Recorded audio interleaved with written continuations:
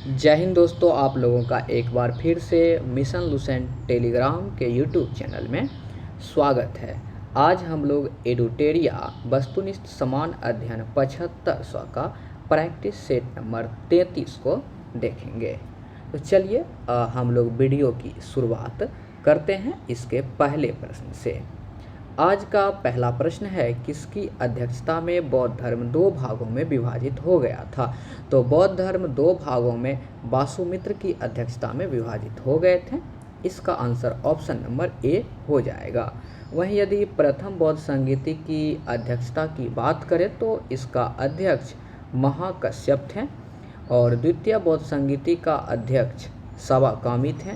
तृतीय बौद्ध संगीति का अध्यक्ष मेगलीपुत्तिस थे और चतुर्थ बौद्ध संगीति का अध्यक्ष वासुमित्र थे और चतुर्थ बौद्ध संगीति के ही उपाध्यक्ष की यदि बात करें तो अश्वघोष आंसर हो जाएंगे।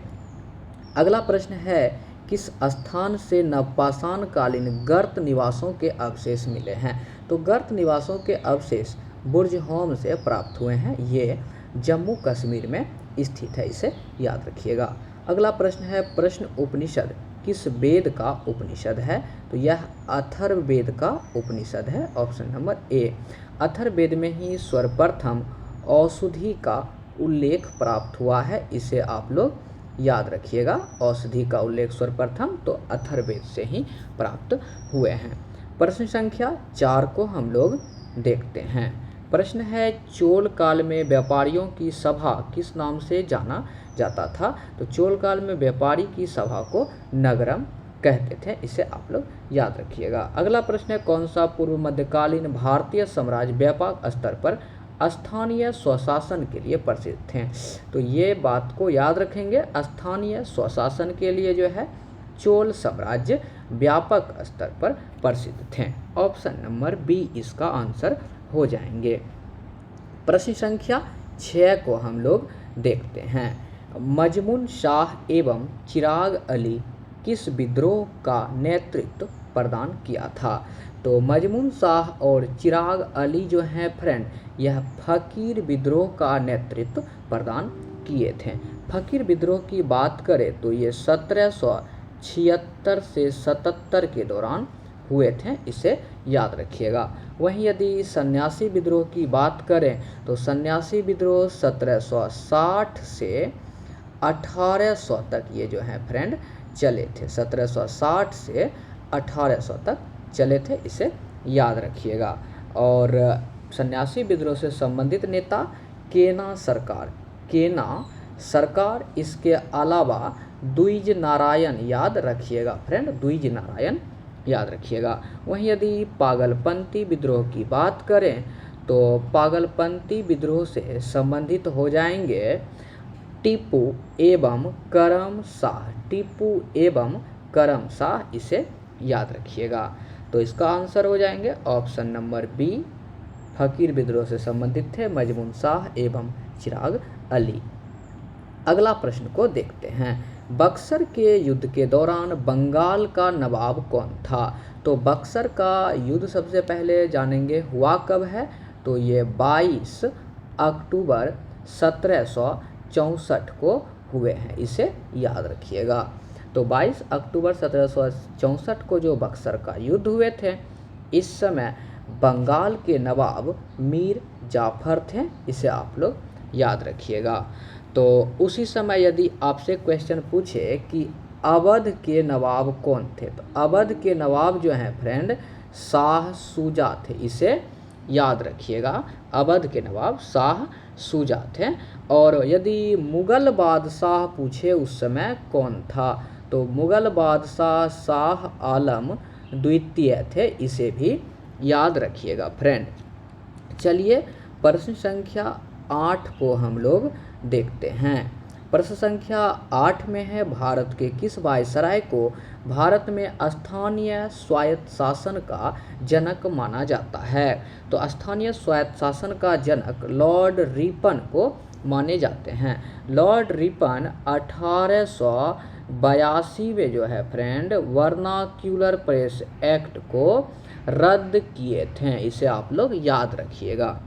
और वर्नाक्युलर प्रेस एक्ट लगाए कौन थे 1878 में, तो लगाए थे इसको लीटन, ये भी आप लोग याद रखिएगा फ्रेंड, लीटन लगाए थे। अगला प्रश्न है निम्न में किस एक का संरक्षण भारतीय नागरिकों का मूल कर्तव्य है। तो भारतीय नागरिकों का मूल कर्तव्य होगा वन प्राणी का रक्षा करना। ये आर्टिकल की यदि बात करें तो 48 के क में इसका जिक्र किया गया है। तो आंसर ऑप्शन नंबर ए। लाभ के पद का निर्धारण कौन करेगा। तो लाभ के पद का निर्धारण संसद करेंगे। 11 नंबर प्रश्न को देखते हैं।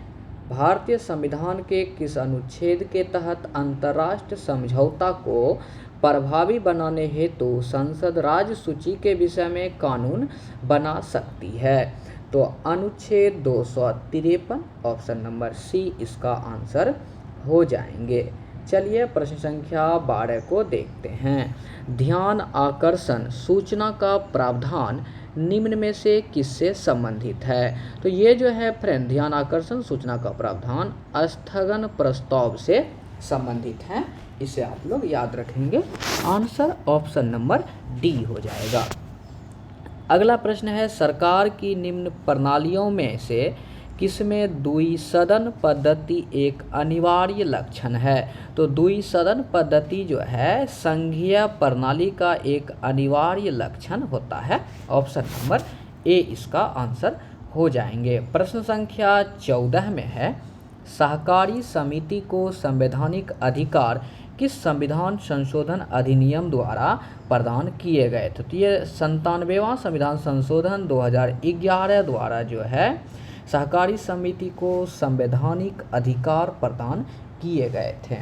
अगला प्रश्न है फ्रेंड पंचायत एवं नगर पालिका के संबंध में भारतीय संविधान में किस वर्ष प्रावधान किया गया। तो पंचायत और नगर पालिका के संबंध में जो प्रावधान है भारतीय संविधान में 1993 में किए गए थे। जो पंचायत थे ये 73वां संविधान संशोधन थे फ्रेंड, इसे याद रखिएगा। और जो नगर पालिका थे, नगर पालिका जो हो जाएंगे फ्रेंड ये 74वां संविधान संशोधन हो जाएंगे, इसे आप लोग याद रखिएगा। दोनों 1993 में ही। जो पंचायत है 73वां संविधान संशोधन के तहत इन्हें कुल 29 विषय प्रदान किए गए हैं और जो नगर पालिका है इन्हें कुल 18 विषय प्रदान किए गए हैं, इसे भी आप लोग याद रखिएगा। अगला प्रश्न है प्रश्न संख्या 16 भारत परिषद अधिनियम 1919 द्वारा जो परिवर्तन किए गए उसके संबंध में सही नहीं है। तो चलिए देखते हैं क्या सही नहीं है। पहला है मुसलमानों को मद्रास, मुंबई, उत्तर प्रदेश, बंगाल और असम प्रांत में पृथक निर्वाचन मंडल प्रतिनिधित्व दिया गया। ये तो बिल्कुल सही है कि मुसलमानों के लिए जो पृथक निर्वाचन प्रतिनिधित्व दिया गया था 1909 के अधिनियम में। अगला है इसमें निर्वाचन के सिद्धांत को मान्यता दी गई, ये भी सही है। परिषद के सदस्य को अनुपूरक प्रश्न पूछने का अधिकार दिया गया था, ये भी सही है। तो अगला क्वेश्चन है अब विदेश से संबंधित मामले देशी राज्य से संबंध और ऐसे मामले जो न्यायालय में विचाराधीन है से संबंध में सभी सदस्य को बहस करने का अधिकार दिया गया था, नहीं, यही जो है फ्रेंड गलत है। तो ऑप्शन नंबर डी इसका आंसर हो जाएंगे। अगला प्रश्न 17 नंबर में है। कुछ महाद्वीप दिए गए हैं और सबसे लंबी नदी दिए गए हैं, तो इसे हम लोग को मिलाना था। एशिया की सबसे लंबी नदी यांगसी हो जाएंगे, यूरोप का वोल्गा हो जाएंगे, ऑस्ट्रेलिया का मर्रे हो जाएंगे, अमेरिका का मिसौरी हो जाएंगे। तो हमारा आंसर हो जाएंगे फ्रेंड RSQP। मतलब जो पहला है इसका हो जाएगा 4, दूसरा जो है इसका 3, मतलब ऑप्शन नंबर ए हो जाएंगे। 18 नंबर प्रश्न है 12 लाचला दर्रा निम्नलिखित में से किन दो राज्य केंद्रशासित प्रदेश को जोड़ती है। तो ये हिमाचल प्रदेश और लद्दाख को जोड़ने का काम करती है, ऑप्शन नंबर ए इसका आंसर हो जाएंगे। अगला प्रश्न देखते हैं फ्रेंड। प्रश्न है निम्नलिखित देशों में किन की सीमाएं बाल्टिक सागर को स्पर्श करती है। तो बाल्टिक सागर को स्पर्श करेगा फ्रेंड एस्टोनिया, लातविया और रूस। तो 1, 2, 3 इसका आंसर हो जाएंगे ऑप्शन नंबर सी, 1, 2, 3। चेक गणराज नहीं करते हैं। यदि फ्रेंड बाल्टिक देश के रूप में पूछे तो बाल्टिक देश में 3 देश को याद रखिएगा। पहला तो एस्टोनिया, दूसरा हो जाएगा आपका लिथुआनिया, तीसरा याद रखिएगा लातीविया को बाल्टिक देश के रूप में ये तीनों देश को जाना जाता है, एस्टोनिया, लातीविया और लिथुआनिया। चलिए अगला प्रश्न है, निम्नलिखित में से कौन अध्यारोपित नदी का उदाहरण है? तो अध्यारोपित नदी का उदाहरण है चंबल। इन्हीं नदी के किनारे कोटा शहर बसा हुआ है, इसे आप लोग याद रखेंगे।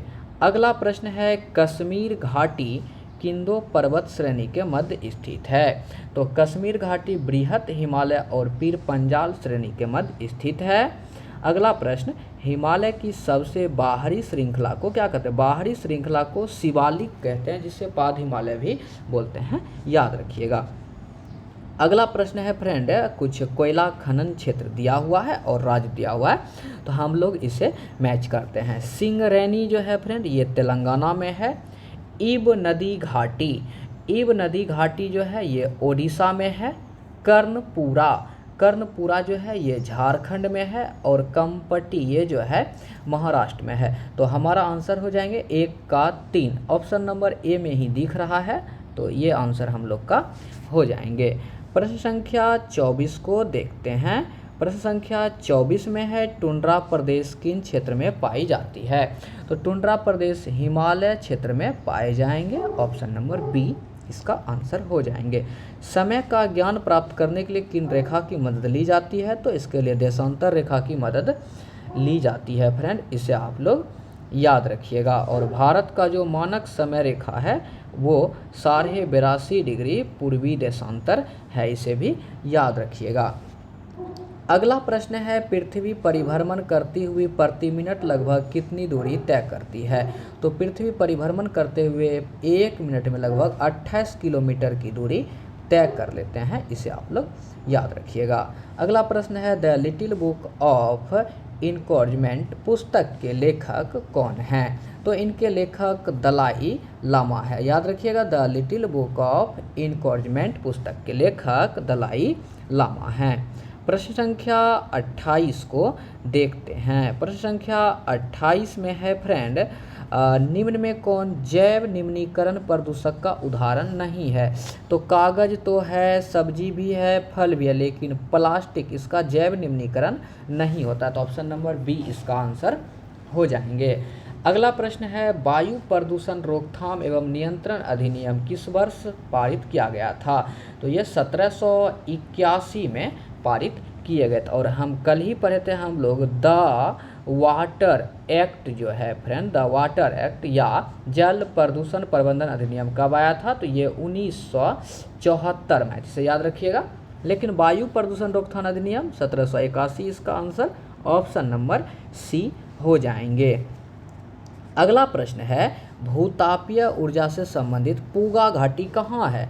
तो पूगा घाटी जो है फ्रेंड ये लद्दाख में है, इसे आप लोग याद रखिएगा। ब्रिटिश प्रधानमंत्री विंस्टन चर्चिल को डैश के लिए नोबेल पुरस्कार मिला था? तो साहित्य के क्षेत्र में इन्हें नोबेल पुरस्कार मिले थे, और कब मिले थे? तो 1953 में इसे मिले थे। विंस्टन चर्चिल को 1953 में इसे मिले थे। विंस्टन चर्चिल ही गांधी जी को जो है अर्धनंगन फकीर कहा था, इसे भी याद रखिएगा।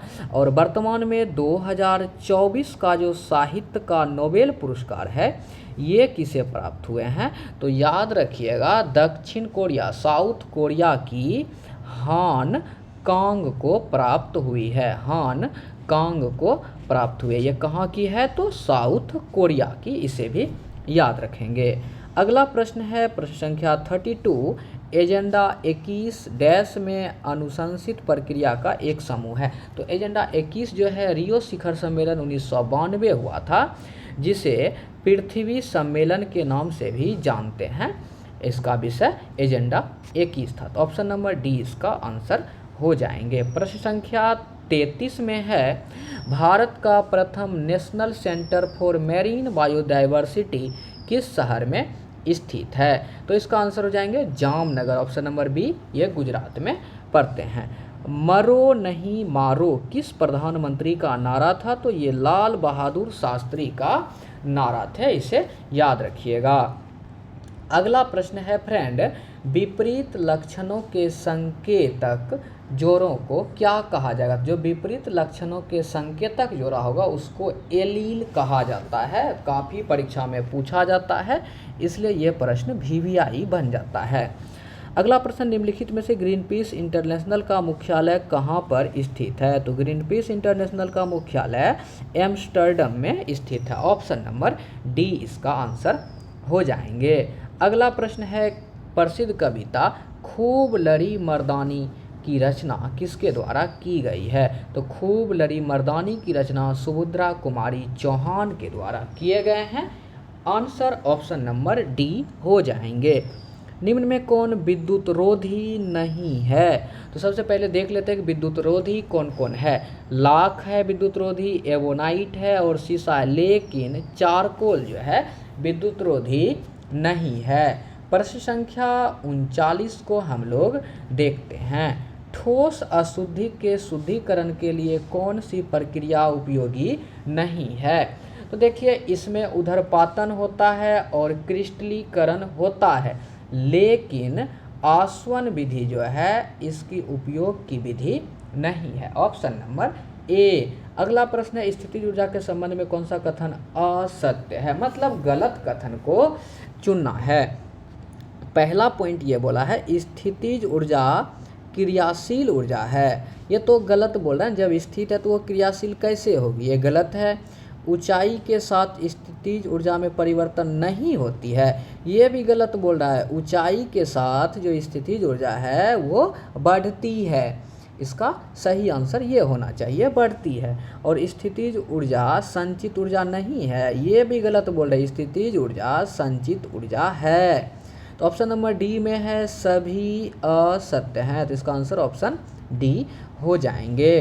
प्रश्न संख्या 41 में है प्रतिध्वनि सुनाई देती है। तो प्रतिध्वनि सुनाई जो देती है फ्रेंड, ये ध्वनि तरंगों के परावर्तन के कारण। ऑप्शन नंबर बी हो जाएगा। इसमें जो होता है फ्रेंड, श्रोता और परावर्तक सतह के बीच न्यूनतम दूरी 17 मीटर होनी चाहिए, या एग्जैक्ट यदि ले तो 16.6 मीटर होनी चाहिए, इसे भी याद रखिएगा। अगला प्रश्न है, आयनिक बंध के निर्माण के दौरान एक परमाणु से दूसरे परमाणु में किसके मध्य से स्थानांतरित होता है? तो ये इलेक्ट्रॉन के माध्यम से स्थानांतरित होते हैं आयनिक बंध के निर्माण के दौरान, एक परमाणु दूसरे परमाणु में। तो ऑप्शन नंबर सी इसे याद रखिएगा। वहीं प्रोटॉन दिया हुआ है फ्रेंड, प्रोटॉन दिया हुआ है, न्यूट्रॉन दिया हुआ है और इलेक्ट्रॉन दिया हुआ है। तो इसके खोजकर्ता के बारे में हम लोग एक बार जल्दी से देख लेते हैं। सबसे पहले इधर आप लिख लीजिएगा PEN, हम लोग पेन से लिखते हैं ना, पेन लिख लीजिए और उसके सामने GTC लिख लीजिए। तो इससे आप आसानी से इसको याद रख सकते हैं। जो प्रोटॉन है इसके खोजकर्ता G फॉर गोल्डस्टीन, इलेक्ट्रॉन इसके खोजकर्ता T फॉर थॉमसन, N से न्यूट्रॉन इसके खोजकर्ता C फॉर चैडविक, इसे आप लोग याद रखिएगा। अगला प्रश्न देखते हैं प्रश्न संख्या 43 को। प्रश्न संख्या 43 में निम्नलिखित कथन पर विचार कीजिए। तो पहला कथन है वर्ग 7A के तत्व की इलेक्ट्रॉन बंधुता उच्च होती है, बिल्कुल सही है। सबसे अधिक इलेक्ट्रॉन बंधुता फ्लोरीन की होती है, ये गलत बोल रहा है फ्रेंड।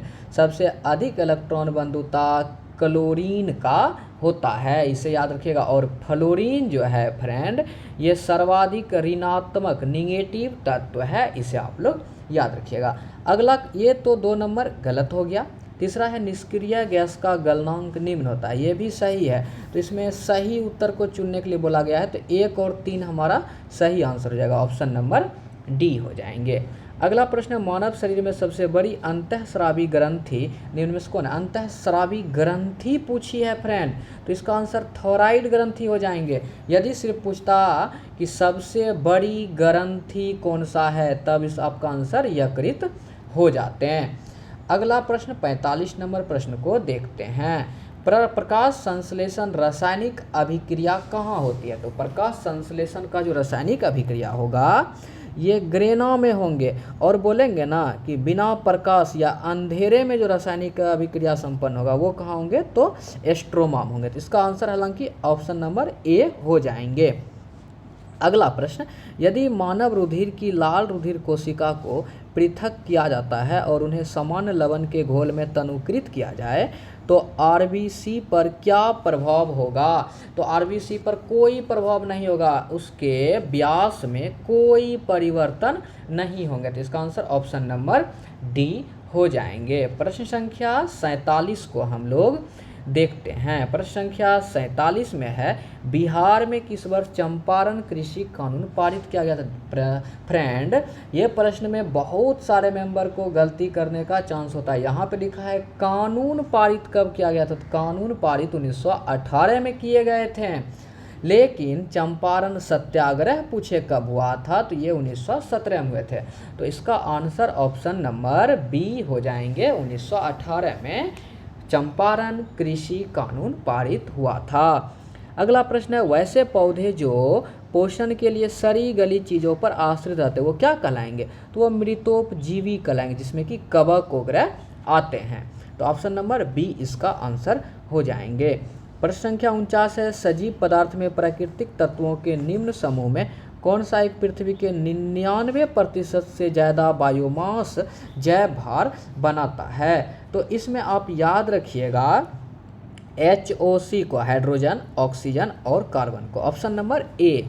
लास्ट प्रश्न है, निम्नलिखित में से कौन मानव जाति जीवोम के एक उदाहरण है। तो मानव जाति जीवोम के एक उदाहरण हो जाएंगे फसली भूमि, फसली भूमि ऑप्शन नंबर डी। चलिए जल्दी से कुछ अस्मरणीय तथ्य को हम लोग देख लेते हैं, और आज का अस्मरणीय तथ्य होगा शुंग वंश के बारे में। तो शुंग वंश की स्थापना पुष्यमित्र शुंग के द्वारा किए गए थे।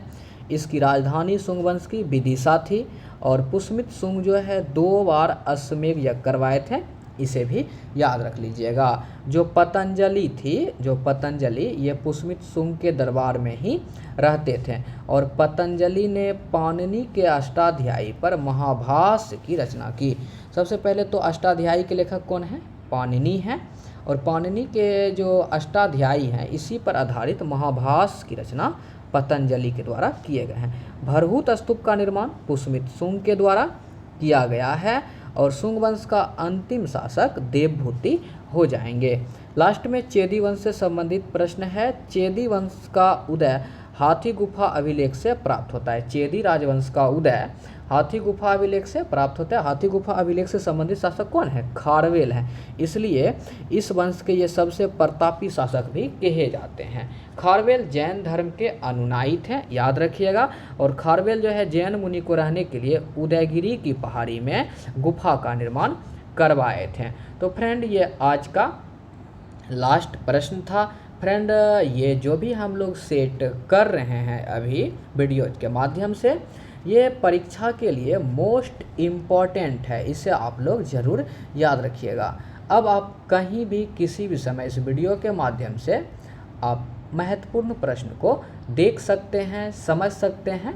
यदि आप इस प्रश्न का टेस्ट देना चाहते हैं तो इसके डिस्क्रिप्शन में हमारे टेलीग्राम ग्रुप का लिंक दिया होगा, आप उस लिंक से हमारे टेलीग्राम ग्रुप को ज्वाइन कर सकते हैं। धन्यवाद।